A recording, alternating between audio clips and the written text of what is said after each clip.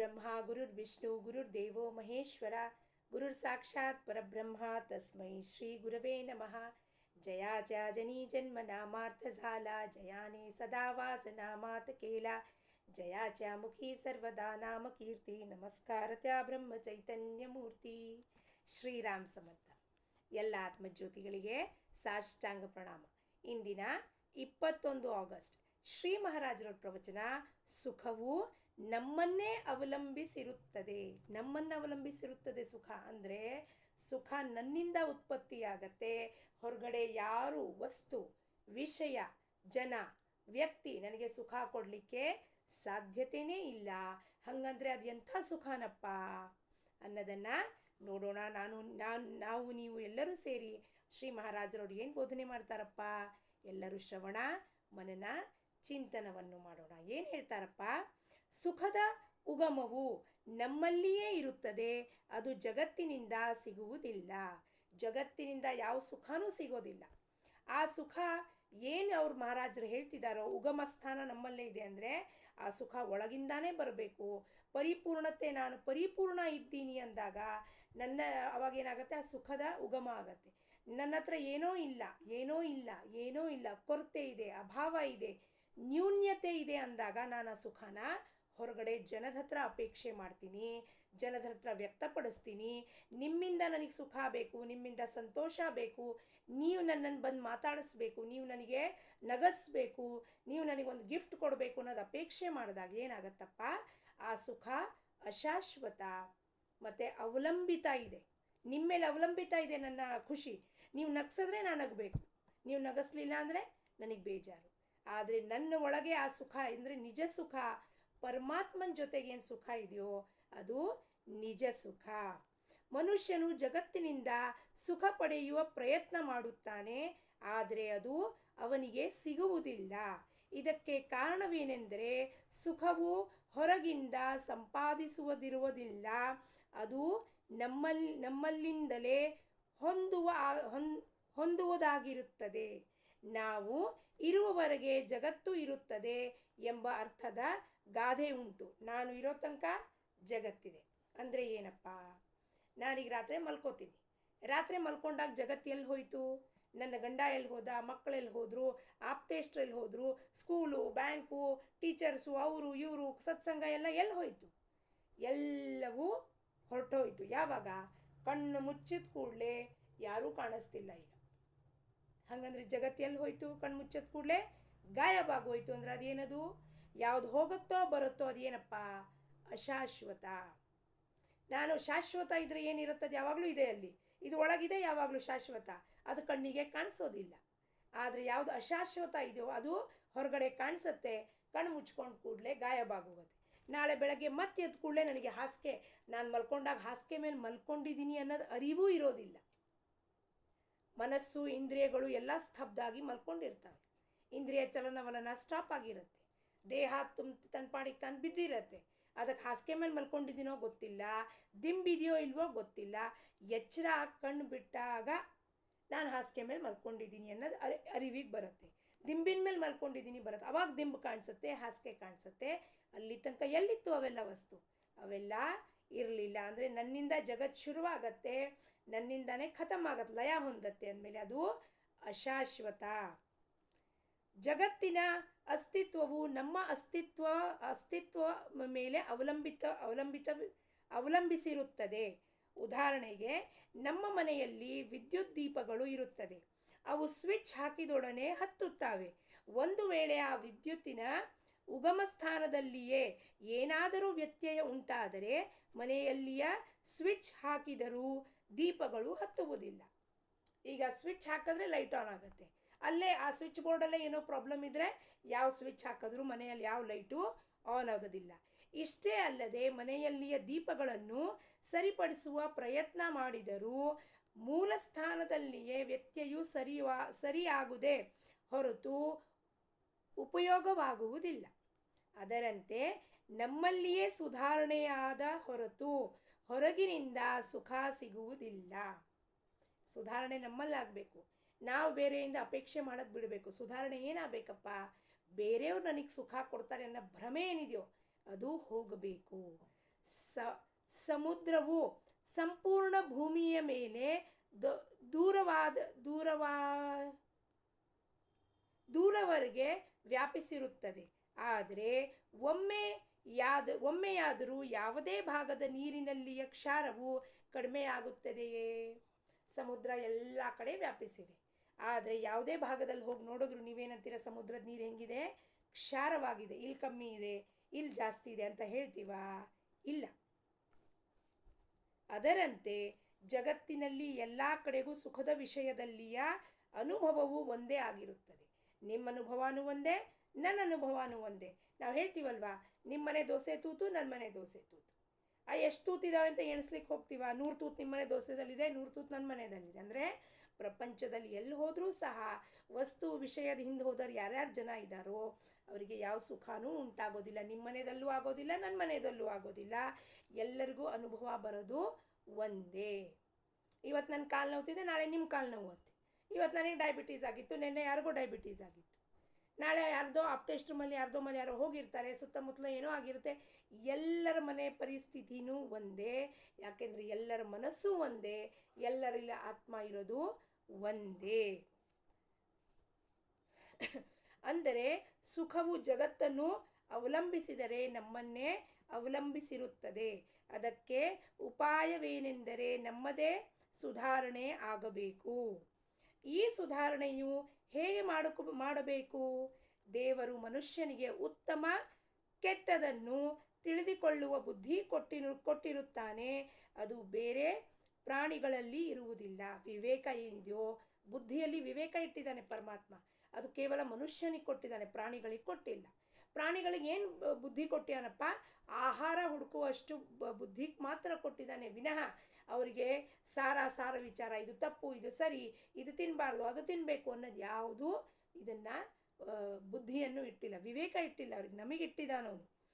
ಆ ಬುದ್ಧಿಯ ಸಂಪೂರ್ಣ ಉಪಯೋಗ ಮಾಡಿಕೊಂಡು ನಾವು ಕೆಟ್ಟ ಸಂಗತಿಗಳನ್ನು ದೂರ ಮಾಡಿ ಉತ್ತಮವಾದದ್ದನ್ನೇ ಮಾಡುವ ಪ್ರಯತ್ನ ಮಾಡಬೇಕು. ಏನು ಮಾಡಬೇಕಪ್ಪ? ನಾವು ಉತ್ತಮರಾಗಬೇಕು. ಕೆಟ್ಟ ಸಂಗತಿ ಅಂದರೆ ಏನು? ಜನದ ಸಂಗತಿ ಕೆಟ್ಟದಲ್ಲ. ನಾವು ಯಾವಾಗ ಬೇರೆಯವ್ರ ನಿಂದನೆ ಮಾಡ್ತೀವೋ, ಅಪಮಾನ ಮಾಡ್ತೀವೋ, ಅಪವಾದ ಹೊರಿಸ್ತೀವೋ ಅಂತ ಗಾಸಿಪ್ನಲ್ಲಿ ನಾವು ಸಿಕ್ಕಾಕೋತಿದ್ವೋ ಅಂಥ ಸಂಗತಿ ಕೆಟ್ಟದು, ವಿಕಾರ ಹೊಂದಿದ ಸಂಗತಿ. ನಮ್ಮ ಅರಿಷಡ್ವರ್ಗಗಳು ಏನಿದೆಯೋ, ಕಾಮ, ಕ್ರೋಧ, ಲೋಭ, ಮೋಹ, ಮದ, ಮಾತ್ಸರ್ಯ ಆಚೆ ಎದ್ದು ಕೂಡಲೇ ನಮಗೆ ಪ್ರಚೋದನೆ ಮಾಡುತ್ತೆ. ಹೋಗಪ್ಪ ಫೋನ್ ತಗೋ, ಯಾರ ಬಗ್ಗೆ ನಾನು ಮಾತಾಡು. ಆ ಸಂಗತಿ ಕೆಟ್ಟದ್ದು ಅಂತ ಹೇಳ್ತಾರೆ. ವಿಕಾರದ ಸಂಗತಿ ಕೆಟ್ಟದ್ದು. ಅದನ್ನು ದೂರ ಮಾಡಬೇಕು ಅಂದರೆ ನಾವು ಏನು ಮಾಡಬೇಕು? ಉತ್ತಮದನ್ನೇ ಮಾಡುವ ಪ್ರಯತ್ನ ಮಾಡಬೇಕು. ಉತ್ತಮ ಅಂದರೆ ಏನು? ಭಗವಂತನ ಸ್ಮರಣೆ, ಭಗವಂತನ ಸದ್ಗ್ರಂಥ ವಾಚನ, ನಾಮಸ್ಮರಣೆ, ಜಪ ಅನುಷ್ಠಾನಗಳಲ್ಲಿ ನಮ್ಮ ಸಮಯವನ್ನು ಶ್ರವಣ ಸತ್ಸಂಗದಲ್ಲಿ ಕಳಿಬೇಕು. ಕೆಟ್ಟ ಸಂಗತಿಗಳನ್ನು ದೂರಗೊಳಿಸುವುದು ಪ್ರತಿಯೊಬ್ಬರಿಗೂ ಶಕ್ಯವಿರುತ್ತದೆ. ಏಕೆಂದರೆ ಅದರಲ್ಲಿ ಕೃತಿ ಮಾಡದಿರುವುದೇ ಮುಖ್ಯ ಕಾರ್ಯವಾಗಿರುತ್ತದೆ. ಇದು ಕೃತಿ ಮಾಡುವುದಕ್ಕಿಂತ ನಿಶ್ಚಿತವಾಗಿಯೂ ಸುಲಭವಾಗಿರುತ್ತದೆ. ಉತ್ತಮ ವಿಷಯಗಳನ್ನು ಎಲ್ಲರಿಗೂ ಮಾಡಲು ಬರುತ್ತದೆ ಎಂದೇನೂ ಇಲ್ಲ. ತಾತ್ಪರ್ಯವೇನೆಂದರೆ, ಸುಧಾರಣೆ ಆಗುವ ಮಾರ್ಗವೇನೆಂದರೆ ಕೆಟ್ಟ ಸಂಗತಿ ಮಾಡುವವನು ವಿಚಾರದಿಂದಲೇ ದೂರಗೊಳಿಸಿ ಉತ್ತಮ ಕಾರ್ಯಗಳನ್ನು ಯಥಾಶಕ್ತಿ ಮಾಡುತ್ತಾ ಹೋಗಬೇಕು. ಹಾಗೂ ಇದೆಲ್ಲವನ್ನು ಮಾಡುತ್ತಾ ಇರುವಾಗ ಯಾವಾಗಲೂ ಭಗವಂತನ ಚಿಂತನೆ ಮಾಡುತ್ತಿರಬೇಕು. ಯಾವಾಗಲೂ ಭಗವಂತನ ಚಿಂತನೆ ಮಾಡ್ತಿರಬೇಕು. ಆಶ್ರಮಕ್ಕೆ ಹೋಗಬೇಕು, ಕಸ ಗುಡಿಸ್ಬೇಕು, ಒಬ್ರಿಗೆ ಸಹಾಯ ಮಾಡಬೇಕು, ನೀರು ತುಂಬಬೇಕು, ನೀರು ಕೊಡಬೇಕು, ಉಚ್ಚಿಷ್ಟ ಎತ್ತಬೇಕು. ಎಲ್ಲ ಕೆಲಸ ಮಾಡುವಾಗಲೂ ಏನಾಗುತ್ತೆ? ಇಂಥ ಕೆಲಸ ಮಾಡ್ತಾ ಮಾಡ್ತಾ ನಮ್ಮ ಮನಸ್ಸು ಸದಾ ಕಾಲ ಭಗವಂತನ ಧ್ಯಾನದಲ್ಲಿರುತ್ತೆ. ಆವಾಗ ನಮಗೆ ಬೇರೆಯವ್ರ ಬಗ್ಗೆ ಒಂದು ಯೋಚನೆಯೂ ಬರೋದಿಲ್ಲ. ಹೀಗೆ ಮಾಡುವುದರಲ್ಲೇ ಸುಖವಾಗುತ್ತದೆ. ಜಗತ್ತಿನಿಂದ ಸುಖ ಸಿಗುತ್ತದೆಂದು ಕಲ್ಪನೆಯೂ ತಪ್ಪಾಗಿರುತ್ತದೆ. ಜಗತ್ತಿಂದ ನನಗೆ ಸುಖ ಸಿಗತ್ತೆ ಅನ್ನೋದು ಮಾತ್ರ ಕಲ್ಪನೆ, ಅದು ಯಾವತ್ತಿಗೂ ಸಿಗೋದಿಲ್ಲ. ನಿನ್ನದು ನಿನ್ನ ಹತ್ತಿರವೇ ಇರುತ್ತದೆ. ಆದರೂ ಅದನ್ನು ಯೋಗ್ಯ ಸ್ಥಾನದಲ್ಲಿ ಶೋಧಿಸಬೇಕು. ನನ್ನ ಒಳಗೆ ಇದೆ ಪರಮಾತ್ಮ. ಆ ಪರಮಾತ್ಮ ರಾಮ ಅನ್ನಿ, ಚಿದಂಬರ ಅನ್ನಿ, ನನ್ನ ಒಳಗಿದ್ದಾನವನು. ನನ್ನ ಒಳಗೆ ಶೋಧಿಸ್ಬೇಕೇ ವಿನಾ ಹೊರಗಡೆ ಎಲ್ಲಿ ಹೋದರೂ ಅವನು ಸಿಗೋದಿಲ್ಲ. ಹೊರಗಡೆ ಎಲ್ಲರಲ್ಲೂ ಇದ್ದಾನವನು ಅಂತ ಯಾವಾಗ ಗೊತ್ತಾಗುತ್ತೆ? ಯಾವಾಗ ಇಲ್ಲಿದ್ದಾನೆ ಒಳವಾಗಿ ಸ್ಥಿರವಾಗಿ ಅಂದಾಗ ಹೊರಗಡೆ ಇದ್ದಾನೆ ಅನ್ನೋದು ಅರಿವಿಗೆ ಬರುತ್ತೆ. ನಾವು ಸ್ವತಃ ಜಗತ್ತಿನಂತೆಯೋ ನಡೆಯುವುದಿಲ್ಲ ಅಥವಾ ಜಗತ್ತಿನಂತೆಯೋ ನಡೆಯುವುದಿಲ್ಲ.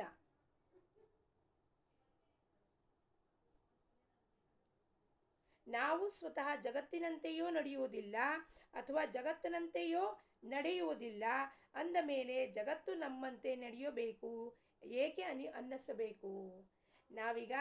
ಈಗ ಜಗತ್ತು ನಮ್ಮ ಥರ ನಡಿಬೇಕು ಅಂತ ನಾವು ಒಂದೇನೋ ಮಾಡ್ಕೋತೀವಿ. ನಾವೇನೋ ಸತ್ಸಂಗ ಮಾಡ್ತೀವಪ್ಪ, ಇಡೀ ಜಗತ್ತು ಬಂದು ಸತ್ಸಂಗಕ್ಕೆ ಅಟೆಂಡ್ ಮಾಡಬೇಕು ಅಂದರೆ ಹೆಂಗಾಗತ್ತೆ ಶಕ್ಯ? ಅವ್ರು ಬರೋದಿಲ್ಲ. ಅವ್ರ ಮನಸ್ಸು ಒಪ್ಕೋಬೇಕಲ್ವ. ನಾವು ಸತ್ಸಂಗ ಟಿ ವಿ ನೋಡೋದು ಬಿಡಬೇಕು, ಸೀರಿಯಲ್ ನೋಡೋದು ಬಿಡಬೇಕು, ಅನುಪಮ ನೋಡೋದು ಬಿಡಬೇಕು, ಇನ್ನೊಂದು ಯಾವುದೋ ಸೀರಿಯಲ್ ನೋಡೋದು ಬಿಡಬೇಕು. ಇವೆಲ್ಲ ಬಿಟ್ಟು ಯಾವುದೋ ಸತ್ಸಂಗಕ್ಕೆ ಹೋಗಿ ಅಲ್ಲೇನೋ ಪದೇ ಪದೇ ಅದೇ ಅಭಂಗ ಹೇಳ್ತಾರ್ರಿ, ಅದೇ ಪ್ರವಚನ ಓದ್ತಾರ್ರಿ, ಬೇಸರ ಬರುತ್ತವ್ರ ಮಾತು ಕೇಳಿದ್ದು ಅಂತ ಜನಕ್ಕೆ ಅನ್ನಿಸ್ಬೋದು. ಜಗತ್ತು ನಮ್ಮ ಮಾತು ಒಪ್ಕೋಬೇಕು ಅನ್ನೋದು ಯಾಕೆ ಅನಿಸುತ್ತೆ ನಮಗೆ? ಯಾಕೆ ಒಪ್ಕೋಬೇಕು ಜಗತ್ತು ನಮ್ಮ ಮಾತು? ಒಪ್ಕೊಳ್ಳೋದಿಲ್ಲ ಜಗತ್ತು. ನಾವು ಜಗತ್ತಿನ ಮಾತು ಒಪ್ಕೋತೀವ? ಇಲ್ಲ. ಅವ್ರು ನಮ್ಮ ಮಾತು ಒಪ್ಕೋಬೇಕು ಅನ್ನೋ ಆಗ್ರಹ ಇರಬಾರದು. ಭಗವದ್ಗೀತೆಯಲ್ಲಿ ಭಗವಂತನು ಮನಸ್ಸು ನಾನೇ ಆಗಿರುತ್ತೇನೆ ಎಂದು ಹೇಳಿರುತ್ತಾನೆ. ಈ ಮನಸ್ಸು ಅವನೇ ಆಗಿರ್ತಾನೆ ಅಂದಮೇಲೆ ಆ ಮನಸ್ಸಿನಲ್ಲಿ ಏನೇನು ವಿಚಾರಗಳು ಬರ್ತಾವೋ ಅದು ಅವನೇ ಹಾಕಿರ್ತಾನೆ. ಒಮ್ಮೆ ಕೆಟ್ಟ ವಿಚಾರನೂ ಅವನೇ ಹಾಕ್ತಾನೆ ನಮ್ಗೆ. ಯಾಕೆ? ಕೆಟ್ಟ ವಿಚಾರ ಹಾಕಿ ನನಗೆ ತೋರಿಸ್ತಾನೆ, ನೀ ಎಷ್ಟು ಕೆಟ್ಟೋಳಿದ್ಯವ್ವ, ನೋಡವ್ವ ನೀನು ಎಷ್ಟು ಕೆಟ್ಟೋಳಿದ್ಯಾ, ನಾನು ಒಳ್ಳೆಯಳಿದ್ದೀನಿ ಅಂತ ಹೇಳ್ಕೊಂಡು ಓಡಾಡ್ತೇವೆ ಜನಕ್ಕೆ. ಆದರೆ ನೀ ಕೆಟ್ಟೋಳಿದ್ಯಾ, ಕೆಟ್ಟ ವಿಚಾರ ತಂದು ಹಾಕ್ದ, ಅವ್ನು ಬೀಜ ಹಾಕ್ದ. ಯಾರ್ದೋ ಬಗ್ಗೆ ವಿಚಾರ ಮಾಡಂಗೆ ಮಾಡ್ತಾನೆ, ಕೆಟ್ಟ ಬೀಜ ಹಾಕ್ತಾನೆ, ತೋರಿಸ್ತಾನೆ. ನೋಡು ನಿನ್ನ ಮನಸ್ಸೊಳಗೆ ಎಷ್ಟು ದೋಷ ಇದೆ, ಹುಳುಕಿದೆ, ಮಾಲಿನ್ಯತೆ ಇದೆ, ನನಗೆ ತೋರಿಸ್ತಾನೆ. ಇದನ್ನು ಹೋಗ್ಲಾಡ್ಸಕ್ಕೆ ನೀನೇನು ಮಾಡಬೇಕು? ಭಗವಂತನ ನಾಮಸ್ಮರಣೆ ಮಾಡಬೇಕು, ಅವನು ಬೆನ್ನು ಹತ್ತಬೇಕು. ಅವಾಗ ಈ ವಿಚಾರಗಳು ನಿನಗೆ ಬರೋದಿಲ್ಲ. ನೀನು ಅವಾಗ ಶುದ್ಧತೆ ಕಡೆಗೆ ಹೊರಳುತ್ತೀಯ ಅಂತ ನನಗೆ ತೋರಿಸ್ತಾನು. ಅದಕ್ಕೆ ಆ ಕೆಟ್ಟ ವಿಚಾರನೂ ಅವನೇ ಹಾಕೋದು, ಯಾಕಂದರೆ ಮನಸ್ಸು ಅವಂದೇ ಆಗಿರುತ್ತದೆ. ಆದ್ದರಿಂದ ಭಗವಂತನ ಹೊರತಾಗಿ ಮನಸ್ಸಿನ ಸಿದ್ಧತೆ ಆಗುವುದಿಲ್ಲ. ಅವನ ಹೊರತಾಗಿ ಮನಸ್ಸಿನ ಸಿದ್ಧತೆ ಆಗಕ್ಕೆ ಸಾಧ್ಯನೇ ಇಲ್ಲ. ಆದ್ದರಿಂದ ನಾವು ಭಗವಂತನನ್ನು ಗಟ್ಟಿಯಾಗಿ ಹಿಡಿಯಬೇಕು ಹಾಗೂ ಸಮಾಧಾನದಲ್ಲಿ ಇರಬೇಕು. ಯಾವಾಗಲೂ ಭಗವಂತನ ಸ್ಮರಣೆ ಮಾಡಬೇಕು ಹಾಗೂ ವೃತ್ತಿಗಳನ್ನು ಸ್ಥಿರವಾಗಿಟ್ಟುಕೊಳ್ಳಬೇಕು. ವೃತ್ತಿಗಳು ಸ್ಥಿರವಾದರೆ ಸಮಾಧಾನವು ಅದರ ಬೆನ್ನ ಹತ್ತಿ ಬರುತ್ತದೆ. ಯಾವಾಗ ವೃತ್ತಿಗಳು ಸ್ಥಿರ ಆಗುತ್ತೋ, ಹೀಗೆ ಯಾವ ಥರವಾದ ವೃತ್ತಿ ಸ್ಥಿರ ಆಗೋದು ಅಂದರೆ ಏನಪ್ಪ? ಯಾವ ಥರವಾದ ಪ್ರತಿಕ್ರಿಯೆ ಕೊಡೋಂಗಿಲ್ಲ. ಆ್ಯಕ್ಷನ್ ಮಾಡಬೇಕು, ಕ್ರಿಯೆ ಮಾಡಬೇಕು, ಅದಕ್ಕೆ ಪ್ರತಿಕ್ರಿಯೆ ಕೊಡಬಾರ್ದು. ಯಾರೋ ಏನೋ ಕೇಳಿದ್ರು ಉತ್ತರ ಹೇಳಬೇಕು. ಚಹಾ ಬೇಕೇನ್ರಿ? ಹೂರಿ ಮಾಡಿಕೊಡ್ತೀವಿ. ಇದು ಬೇಕೇನ್ರಿ? ಹೂರಿ ಮಾಡಿಕೊಡ್ತೀವಿ. ಆದರೆ ಅದಕ್ಕೆ ಪ್ರತಿಕ್ರಿಯೆ ಕೊಡಬಾರ್ದು. ಈಗ ಎಷ್ಟೊತ್ತಿ ನೀವು ಚಹಾ ಕುಡಿತೀರ್ರಿ, ಈಗಿನ್ನೂ ಮಾಡಿಕೊಟ್ಟಿದ್ನಲ್ಲ, ಈಗಿನ್ನೂ ಹೊರಗಡೆಯಿಂದ ಕುಡ್ಕೊಂಬಂದ್ರಲ್ಲ, 10 ನಿಮಿಷ ನನಗೆ ಟಿ ವಿ ನೋಡೋಕೆ ಬಿಡೋದಿಲ್ಲ. ಇದೆಲ್ಲ ಪ್ರತಿಕ್ರಿಯೆ ಕೊಡೋದ್ರಿಂದ ಕರ್ಮದ ಮೇಲೆ ಗಂಟು ಹಾಕ್ಕೋತಾ ಹೋಗಿ ಅದನ್ನು ಅನುಭವಿಸ್ಲಿಕ್ಕೆ ಇನ್ನೊಂದು ಜನ್ಮ ತೊಗೊಳ್ಲಿಕ್ಕೆ ಬೇಕಾಗತ್ತೆ ನಮಗೆ. ಅದರ ಬದಲಾಗಿ ನಾವು ವೃತ್ತಿಗಳನ್ನ ಸ್ಥಿರ ಮಾಡಬೇಕು. ಯಾವ ಥರವಾದ ಪ್ರತಿಕ್ರಿಯೆ ಕೊಡಬಾರ್ದು. ಆಯಿತು ಮಾಡಿಕೊಡ್ತೀನಿ, ಇಲ್ಲಿ ಹೋಗಬೇಕು ಹೋಗೋಣ, ಇಲ್ಲಿ ಹೋಗೋದು ಬೇಡ, ಆಯಿತು ಹೋಗೋದು ಬೇಡ, ನೋ ಪ್ರತಿಕ್ರಿಯೆ, ನೋ ರಿಯಾಕ್ಷನ್ಸ್. ಆವಾಗ ಒಳಗೇನಾಗತ್ತಪ್ಪ? ಇದು ಅಲ್ಗಾಡೋದಿಲ್ಲ. ಅವಾಗ ಇಲ್ಲಿ ಏನಾಗತ್ತೆ? ಸಮಾಧಾನ ಆಗತ್ತೆ, ಮನಸ್ಸಿಗೆ ಆನಂದ ಇರುತ್ತೆ. ಭಗವಂತನ ಸ್ಮರಣೆಯಲ್ಲಿ ಆನಂದ, ಸಮಾಧಾನವು ಅದರ ಬೆನ್ನತ್ತೆ ಬರುತ್ತೆ. ನಮ್ಮ ಬೆನ್ನತ್ತು ಬಂದ್ಬಿಡುತ್ತೆ ಸಮಾಧಾನ. ಇವನಿಗೇನು ಬೇಕಾಗಿಲ್ಲಪ್ಪ, ಯಾರಿಂದ ಏನು ಗೋಳಾಟಿಲ್ಲ, ಯಾರಿಂದ ಜಗಳ ಇಲ್ಲ, ಮಾತಿಲ್ಲ ಅಂದಮೇಲೆ ಏನು ಬರುತ್ತಲ್ಲಿ? ಆಯಿತು, ಸಮಾಧಾನ ನಮ್ಮ ಬೆನ್ನು ಹತ್ಕೊಂಡು ಬರುತ್ತೆ. ಇಂದಿನ ಬೋಧವಚನ ನಮಗೆ ಬೇಕಾದ ವಿಷಯಗಳನ್ನು ಕೊಡುವುದರಲ್ಲಿ ಭಗವಂತನ ನಿಜವಾದ ಕೃಪೆ ಇರದೆ ಇದ್ದ ಪರಿಸ್ಥಿತಿಯಲ್ಲಿ ನಮ್ಮ ಸಮಾಧಾನ ಉಳಿಯುವುದೇ ಅವನ ನಿಜವಾದ ಕೃಪೆ ಆಗಿರುತ್ತದೆ. ನಮಗೆ ಏನು ಬೇಕೋ ನಾವು ಕೇಳ್ತೀವಿ ಭಗವಂತನ, ಅದು ಅವ್ನು ಕೊಡೋದಿಲ್ಲ. ಅದು ಅವ್ನು ನಿಜವಾದ ಕೃಪೆ ಮಾಡ್ತಾನೆ ನಮ್ಮ ಮೇಲೆ. ಏನೋ ಒಂದು ವಸ್ತು ಕೇಳ್ತೀನಿ ನಾನು, ಏನೋ ಒಂದು ವಿಷಯದ ಬಗ್ಗೆ ಭಗವಂತನ ಹತ್ರ ಕೇಳ್ತೀನಿ, ಅದು ಕೊಡೋದಿಲ್ಲ ಅವನು. ಯಾಕೆ ಕೊಡೋದಿಲ್ಲಪ್ಪ? ಈ ವಿಷಯ ನಿನಗೆ ಕೊಟ್ಟರೆ ಇದರಿಂದ ನಿನ್ನ ಸುಖ ಉಂಟಾಗಲ್ಲ ಅನ್ನೋದು ಭಗವಂತನಿಗೆ ಗೊತ್ತಿರುತ್ತೆ. ಅವನು ನಮಗೆ ಅದನ್ನು ಕೊಡೋದಿಲ್ಲ. ಆದರೆ ಇದ್ದ ಪರಿಸ್ಥಿತಿಯಲ್ಲಿ ನಮ್ಮ ಸಮಾಧಾನ ಉಳಿಯುವುದೇ ಅವನ ನಿಜವಾದ ಕೃಪೆಯಾಗಿರುತ್ತದೆ. ಏನು ಪರಿಸ್ಥಿತಿ ಇದೆಯೋ ಇವತ್ತು, ರಾಮ ನಿನ್ನ ಇಚ್ಛೆಯಂತೆ ಪರಿಸ್ಥಿತಿ ತಂದಿಟ್ಟಿದ್ಯಪ್ಪ ಅಂತ ಏನು ಈ ಪರಿಸ್ಥಿತಿದಲ್ಲಿ ನಾನು ಆನಂದದಿಂದ ಇರ್ತೀನೋ ಅದೇ ಅವನ ನಿಜವಾದ ಕೃಪೆ ಆಗಿರುತ್ತದೆ. ಇಷ್ಟೇ ನಿನಗೆ ಕೊಡಬೇಕಾಗಿದೆ ಇವತ್ತಿಗೆ, ಅಷ್ಟರಲ್ಲೇ ಆನಂದದಲ್ಲಿರು ಮಗು ಅಂತ ರಾಮ ಹೇಳ್ತಾನೆ. ನಾವಿಲ್ಲ, ಅವನ ಇಚ್ಛೆ ವಿರುದ್ಧವಾಗಿ ಇವೆಲ್ಲ ಕೊಡಬೇಕು ಅಂದಾಗ ಅಲ್ಲಿ ಅಸಮಾಧಾನ ಉಂಟಾಗತ್ತೆ.